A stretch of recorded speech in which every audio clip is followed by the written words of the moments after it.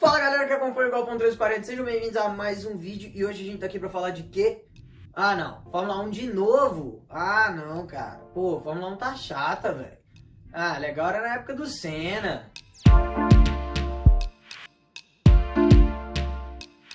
Se eu ganhasse R$1 pra cada vez que eu ouvir alguém falar isso, principalmente pessoas da minha família, meus amigos, meu círculo de amizade, na boa, eu tava andando de McLaren 720S ou de Ferrari 488 GTB. Mas então, por que que tem muita gente falando hoje em dia que a Fórmula 1 tá chata? Sabe por quê? Porque você ainda não deixou o like, você ainda não se inscreveu no canal, você ainda não deu aquela moral pra gente.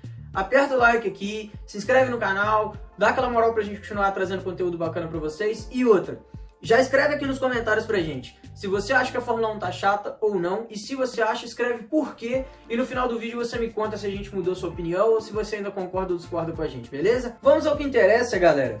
E Fórmula 1, suas mudanças no decorrer do tempo e por que que aqui no Brasil, principalmente, não costuma acontecer muito lá fora, tem esse fenômeno de muita gente falar que a Fórmula 1 tá chata, mesmo sendo um povo que gosta muito de carro. A galera adora preparar sua pesão, adora um carro turbo, adora um carro foda. As páginas aí de supercarros tipo Motor Grid, essas páginas de spotters aí tão bombando. A galera curte pra caramba carro top, carro caro, carro barato preparado, curte carro no geral brasileiro, mas muita gente reclama da Fórmula 1, não acompanha e reclama da Fórmula 1. Por quê? Durante todo esse tempo, né, que eu me envolvo com carros, que eu acompanho o esporte, que eu tenho até o canal aqui, eu reparo que existem alguns motivos que fazem o brasileiro ter a sua opinião às vezes, e mesmo sem acompanhar mais aí de 5, 10, 15, 20 anos, muita gente fala que tá chato. E é algo meio engraçado, né? Porque se a pessoa não acompanha, se a pessoa não tá ali por dentro, como é que ela fala que tá chato? Nos últimos tempos, nós brasileiros tivemos 3 grandes decepções na Fórmula 1. Todas essas decepções vêm com pilotos brasileiros, óbvio, né, que é o que mais martiriza a gente dentro dessa situação. E a primeira e maior delas, obviamente, não podia deixar de ser a morte do Ayrton Senna, né, no dia 1º de maio de 1994. Por que que essa galera, que tanto amava o Senna, amava o esporte, acompanhava as corridas, acordava de madrugada para assistir, era churrasco todo domingo, dava aquele boost no domingo da galera, né? A galera começava o domingo com alegria por conta do Senna. E por que que essa galera começou a reclamar, começou a falar que tá chata, parou de assistir, né? Paralelo, óbvio, à morte dele. O cara era um fenômeno, não só como piloto, mas como pessoa, e ele era um brasileiro muito fora da caixinha, né? O Senna era aquele cara que ele não ia muito pelo lado do jeitinho que a gente costuma ver aqui no Brasil. Era um cara que ele não pegava atalhos, ele era direto onde tem que ser. É um cara que se esforçou muito para ser um atleta, além de ser um piloto. Era um cara completamente diferenciado, completamente fora da época. E também, né, a gente não pode deixar de falar, quem sabe um pouco mais de automobilismo, que ele foi um dos pilotos que mais prezou, correu atrás e lutou pela segurança no esporte. E a segurança é um dos motivos que mais deixou a Fórmula 1 chata, entre aspas, porque muitas regras, né, muitas modificações de regulamento, muitas coisas foram sendo modificadas na história da Fórmula 1 devido às normas novas de segurança. E o Senna foi um dos caras que mais lutou por essas normas de segurança. Então, se você é um dos caras que acha que a Fórmula 1 tá chata às vezes por causa de muitas regras das corridas, culpa o Senna, tá? Não culpa a Fórmula 1, não, culpa o Senna. Engraçado dessa situação do Senna é que ao mesmo tempo que ele era um cara que prezava muito pela segurança, só que também era um cara que tinha uma sede de vitória inacreditável. Ele, tanto que várias frases icônicas, né, vêm dele, ele em diversas entrevistas, ele dizia que o piloto de corrida ele foi feito para vencer corridas.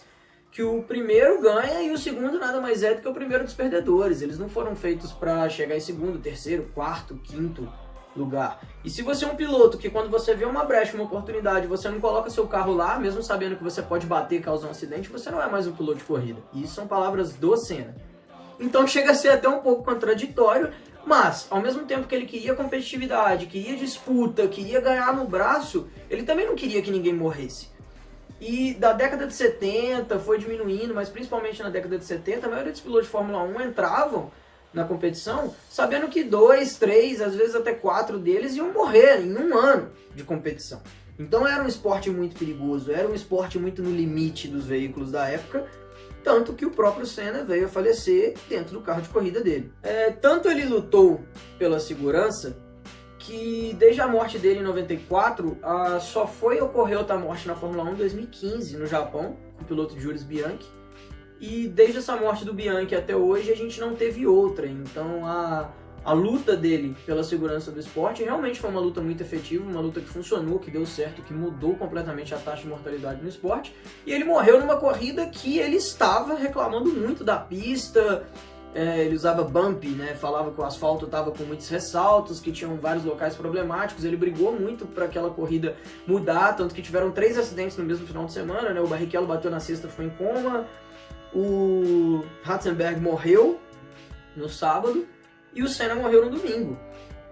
Até um fato interessante, que o Senna foi uma das primeiras, se não me engano, uma das primeiras corridas que ele não levou a bandeira do Brasil dentro do carro, ele levou a bandeira da Áustria, que era a nacionalidade do Roland Ratzenberger. A nossa segunda grande decepção com um piloto brasileiro no grid veio com o Barrichello, né? O Barrichello, que para mim é um dos melhores e mais constantes pilotos que nosso país já teve na Fórmula 1, só que ele entrou junto numa era Senna e depois foi companheiro de equipe do monstro do Schumacher. E aí vocês já sabem como é que é, né? Um cara fora da curva, 7 títulos mundiais, é difícil você bater de frente com um talento desse tamanho. Então, mesmo o Barrichello, pra mim, sendo um cara muito bom, ele não conseguiu bater de frente com o Schumacher, e isso, pra nós fãs, né, foi uma decepção, entre aspas, por mais que não seja uma palavra bacana de se usar. E nós brasileiros, a gente tem um costume terrível, que é de gostar de ganhar, não necessariamente de torcer. É só a gente ver a seleção brasileira, por exemplo, né? A gente nunca mais teve uma seleção tão forte igual a seleção que ganhou o título mundial de 2002, que eu tive o prazer de acompanhar, torcer e ver ganhar aquela Copa. E desde então é só crítica, só xingamento, só vaia, entende? A própria carreira do Barrichello mesmo, por ele não conseguir derrotar o Schumacher, o Caceta e Planeta, principalmente, fez a carreira do cara despencar. O cara virou sinônimo de lerdeza, de atraso, dizendo que não, o cara foi vice várias vezes, o cara andou muito forte com a Brown também em 2009, o cara já foi campeão da Stock. Era um piloto excepcional, só que na Fórmula 1 ele não conseguiu se destacar mais do que o Schumacher, e nós brasileiros demos uma brochada, né, por conta disso. E a terceira grande decepção que nós tivemos, Felipe Massa, que em 2008 quebrou muito a Ferrari, mesmo a Ferrari dele quebrando tanto, chegou na última corrida, que na época era Interlagos, ou seja, aqui no Brasil, com grande chance de título, pole, ganhou a corrida, só que na última curva da última volta já estava dando uma chuvinha fininha, o último bloco não conseguiu segurar o carro dele, o Hamilton passou e foi campeão em cima da gente. Então eu lembro de ter chorado bastante no final dessa corrida. Foi uma corrida decepcionante para muitas pessoas e foi a pá de cal, né, que faltava no brasileiro para torcer pela Fórmula 1 ali, infelizmente. Até porque no ano seguinte o Massa teve aquele acidente que a mola da Brown do Barrichello soltou, acertou o capacete dele, o Massa teve que ser internado, se não me engano sofreu até cirurgia, e verdade seja dita, nunca mais foi o mesmo. E foi o último brasileiro com chances de disputa de título que a gente teve na Fórmula 1. Então, por esse lado, eu realmente concordo. Às vezes é chato a gente não ter um piloto brasileiro no grid, mas isso não significa que o esporte está chato, isso não significa que a gente não pode acompanhar, não pode torcer, né? Então, se você acha que a Fórmula 1 tá chata porque não tem piloto brasileiro, cara, se você não apoiar, se você não assistir, a gente nunca vai ter outro piloto brasileiro. Então, a primeira coisa que eu digo para vocês é isso. Saindo disso, dessa situação dos pilotos brasileiros, a gente vai para a situação dos carros, do regulamento e dos motores. Quem não adorava aqueles V10 berrando alto que a gente teve ali de 98 até 2005, se não me falha a memória? Aqueles V10 eram inacreditáveis, eram de outro mundo, eles berravam muito. E às vezes a Fórmula 1 traz alguns regulamentos, seja para melhorar a competitividade do esporte, seja porque o esporte está lento e quer acelerar, ou também pelo contrário, que foi o caso dos V10 terem caído para os V8, né? A Fórmula 1 deu a desculpa de que era emissão de combustível, que retirando 2 cilindros do motor ia ter um consumo menor e etc, mas não tem nada disso. Os V10 estavam ficando muito rápidos, muito fortes, eles precisavam segurar um bocado a velocidade, senão ia começar a privar a segurança. O que eles fizeram? Meteram os V8. Como ainda era aspirado, o ronco do V8 ainda era bonito, mas não chega nem perto dos V10, né? Vamos combinar.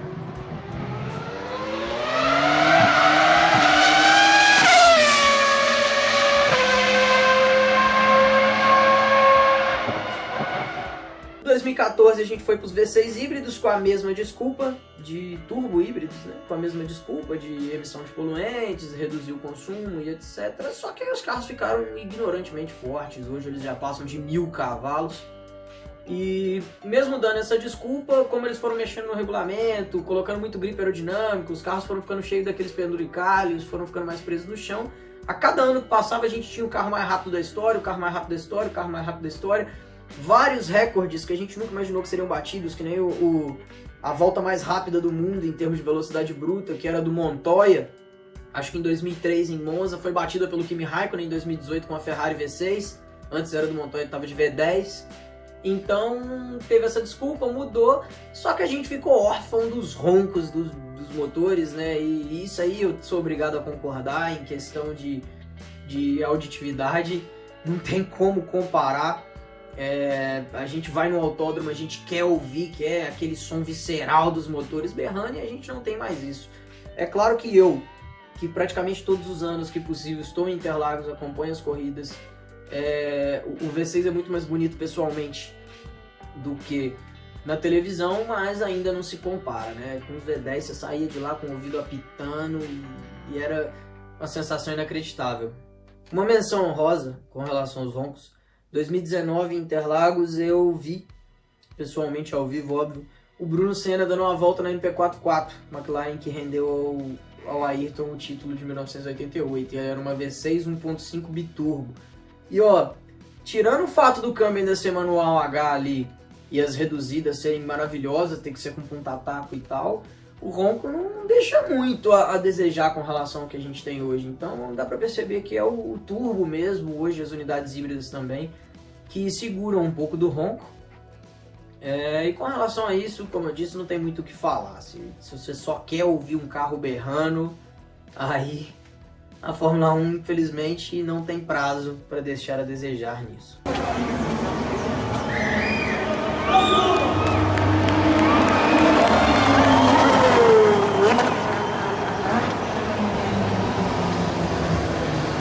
Mas, beleza. Colocados aqui os pontos que eu acredito e eu reparo na maioria dos meus amigos que tem sido o que eles usam para falar que a Fórmula 1 tá chata, vamos pro que realmente interessa. Tá chato ou não tá? Eu queria primeiramente falar sobre algumas coisas aqui que o pessoal acha que funciona de uma forma e na verdade funciona de outra. Tem uma galera que fala dos câmbios manuais, que era legal na época do manual, tinha 3 pedais, o câmbio era H na alavanca mesmo, a redução tinha que ser no ponta-taco e tal. Mas o que eu acho engraçado é que essa mesma galera hoje anda de automático, passa a marcha na borboletinha e não reclama, né? Então, enfim, a hipocrisia. E olha que pelo menos os carros de Fórmula 1 ainda tem embreagem, tá? É atrás do volante ali, mas eles ainda têm embreagem. Se você dirige um automático, nem embreagem você tem. Como eu disse dos volantes, que a embreagem tá nos volantes, tem muita gente que reclama também dos volantes. Ah, tá muito cheio de botão, tem displayzinho, tem isso, tem aquilo. Época do Senna era 2 botões só. Ah, não sei quem, na época de fulano tinha só 5 botões. Realmente, teve uma época ali que era o botão do rádio, um botão de ultrapassagem que aumentava a pressão de turbina, engordava um pouco a mistura do carro. Depois começaram os multifuncionais ali, já vem com mais ou menos um select. Muita gente não repara que muitas das funções que a gente tem hoje no volante, por falta de tecnologia, antigamente elas eram em alavancas. Então se você procurar algumas fotos dos cockpits dos carros, como das McLaren que o Senna dirigiu, MP44, MP46, 7A, tinham várias alavancas do lado esquerdo. Quando era manual não costumava ter alavanca do lado direito para você não se confundir, mas depois passou a ter quando foi para o semi-automático. Tinham vários botões atrás do volante ali no cockpit, tanto que, se não me falha a memória, na McLaren do Senna mesmo, na MP46, já tinha uma regulagem ali manual para você mexer no balanceamento dos freios, outra para resposta de amortecedor, deixar ela um pouco mais macia, um pouco mais rígida para ele mexendo na pista. Coisas que hoje estão no volante do carro, né? Como balanceamento de freios, abertura de diferencial, mapa de motor. Tem várias funções que estão no volante do carro, justamente por questão da segurança que o Senna tanto lutou. Então, se você quer dar segurança para um piloto, você tem que fazer ele tirar a mão do volante menos vezes. Por isso que o câmbio foi para o volante e depois as multifunções do carro também foram para o volante. E olha que eu sou um cara muito purista. Eu não gosto de muito botão no volante, tanto que nos últimos 5 ou 6 anos, todos os carros que eu tive que eram um volante multifuncional, eu arranquei o volante fora e botei um de corrida, um Lotus, um Spark, alguma coisa. Não é à toa que o volante original do meu Z fica aqui em casa. Tinha um outro Z que tinha até os comandos de som aqui, aqui fica do piloto automático. E eu não uso mais um volante Lotus, só tem o botãozinho da buzina e olha lá, nem airbag tem mais, né? Até porque se for pra bater e morrer, a gente bate e morre como um homem de verdade, né?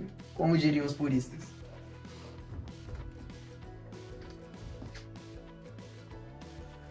Se algum dia aquele tio seu que comprou um Santana GLI, quer dizer, um Jetta GLI, e chega pra te mostrar o carro e falar, olha aqui, o painel é todo multifuncional, o volante é cheio de botão, o carro seleciona modo de condução, tem controle disso, controle daquilo, e é o mesmo cara que fala que a Fórmula 1 tá chata, você pode chamar ele de hipócrita. Você pode falar isso pra ele, porque basicamente o que tá chegando no carro dele é o que tá no carro de Fórmula 1. E a Fórmula 1 nada mais é, e sempre foi, do que um laboratório para os carros de rua. Tanto que a FIA, né, Federação Internacional de Automobilismo, só que se fala em francês, o slogan dela é Action for Road Safety, né, que em bom português, basicamente quer dizer ação para segurança na rua. Então o que acontece? A Fórmula 1, associada à FIA, sempre fez com que a Fórmula 1 fosse um laboratório.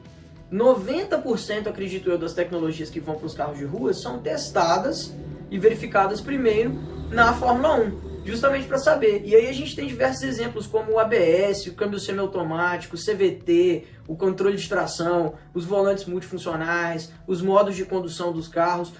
Tudo isso começou na Fórmula 1 e depois foi refeito e recriado para poder se chegar num carro de rua ou num carro de performance. Tanto que o Enzo Ferrari tinha uma frase famosíssima, né? Você vence a corrida no domingo para vender o seu carro na segunda.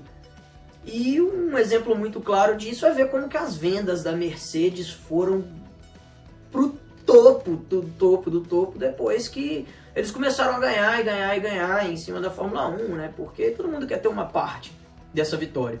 E a Ferrari se tornou uma marca tão icônica justamente por isso, porque durante várias décadas a Ferrari acumulou vários títulos. A Ferrari ganhava na Fórmula 1, ganhava em Le Mans, ganhava em várias disputas que ela entrava e virou um sonho, um ícone, né, para basicamente qualquer um. Todo mundo sabe que, na maioria dos casos, o carrinho vermelho é uma Ferrari numa competição e até quem não é fã da Ferrari é fã da Ferrari, porque é uma marca que transcendeu isso.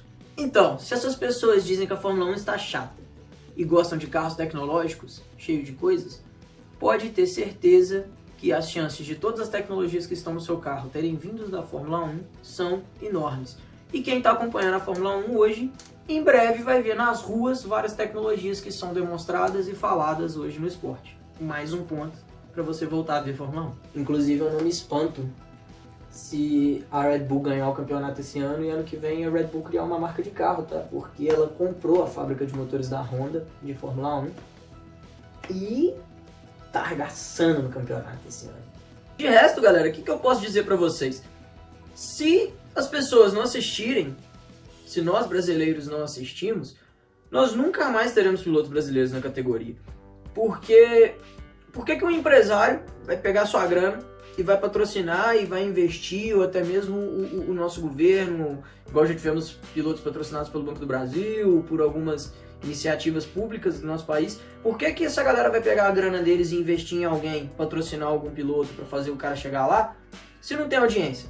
Eles não vão vender para fora, eles têm que vender aqui. Então, se a galera daqui não assistir, a gente nunca vai ter outro piloto brasileiro, que é a maior desculpa que quase todos dão para não assistir a Fórmula 1 hoje. E se a gente pegar as categorias de base mesmo, tipo a mais próxima da Fórmula 1, que seria a Fórmula 2, a gente tem o Felipe Drugovich e o Guilherme Samaia. Na Fórmula 3, que é abaixo da 2, a gente tem o Caio Collet e o Enzo Fittipaldi. Na própria Fórmula 1, ano passado, o Pietro Fittipaldi correu em 2 corridas pela Haas, quando o Grosjean teve que ser afastado. Ele correu na Indy esse ano, ele é piloto do simulador dos caras.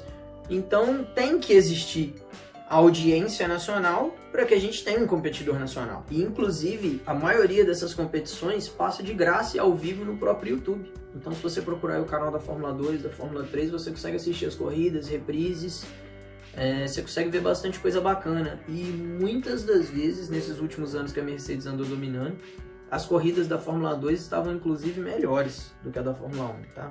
Fica a dica. Fora que esse ano a transmissão está sendo pela Band, provavelmente vai continuar, e a Band deu vida nova pro esporte. Parece que era o que a Fórmula 1 estava precisando aqui no Brasil, de uma nova emissora transmitindo as corridas, algumas pessoas das antigas, algumas pessoas novas e, cara, deu novos ares, entendeu, pra transmissão. Então, assistam. Pega e vê uma corrida aí do campeonato desse ano, porque o campeonato tá muito bom, vocês não vão se arrepender, e assistam independente de ter um brasileiro ou não na corrida. Não se esqueçam também, sempre que possível, de apoiar a cena local e a cena nacional até nos menores campeonatos. Porque só quem tá dentro do automobilismo sabe como é. Ou você tem uma quantidade exorbitante de grana e vai sozinho, não precisa de ninguém, ou, meu irmão, você tá ferrado. Aqui no Brasil você tá ferrado. Então vai no campeonatinho de kart da sua cidade, vê a molecada correr, entendeu? No drift mesmo, que é o esporte que eu já me aventurei a competir, assiste aí, tem no YouTube os ao vivo dos campeonatos quando rola, da Super Drift Brasil, da Ultimate Drift, sacou? A galera que tá lá, praticamente ninguém tem capital externo, quase todo mundo tá ali metendo as caras, mexendo no próprio carro, pagando a própria equipe, fazendo tudo do próprio bolso e com muita vontade de estar ali, então assiste, entendeu? Quando vê o canal do cara que mexe com o próprio carro, que tá tentando competir, fazer qualquer coisa, pô, aperta o like, inscreve no canal do cara mesmo que você não vai ver nada, porque dá uma força tremenda, vocês não têm noção. No nosso aqui também, dá essa moral pra gente, deixa um like, comenta qualquer coisa, se inscreve no canal, porque só assim que a gente vai continuar tendo pessoas sendo motivadas a montar os próprios carros, competir, brincar, mesmo que saiba que nunca vai chegar no esporte, e que algumas talvez possam chegar. Alguns garotos mais novos aí, com bastante velocidade e vontade de correr, talvez eles cheguem. E aqui no nosso canal mesmo, tem vídeo fazendo drift no autódromo, tem a gente acelerando alguns carros, tem a gente dando manutenção e mexendo nas lasanhas. Então, se você se interessa por esse tipo de conteúdo, já se inscreve aí, acompanha, dá aquela força pra gente, porque nem só de Fórmula 1 a gente vive. Galera, então é isso. Dei aqui alguns motivos pelas quais eu acho e tenho reparado que as pessoas dizem que a Fórmula 1 está chata. Convido vocês a retornarem a assistir o campeonato. Se vocês assistirem e gostarem, vem aqui, comenta pra gente, fala, pô, realmente, tô vendo, tô curtindo, tá maneiro e tal, vamos acompanhar. Ou então volta e fala, não gostei, não quero assistir mesmo, tá chato e tal. Fala aqui pra gente, comenta aqui pra gente o que vocês acham. Como é que estão? Fala se vocês acham que os motivos que eu disse são verdadeiros ou não. Se você acha que a culpa é dos fatos que eu citei ou não. Informa a gente aqui o que vocês acham. E tamo junto, valeu, falou! E se você acha que a Fórmula 1 tá chata, espera pra ver o Brasil na Copa do Mundo.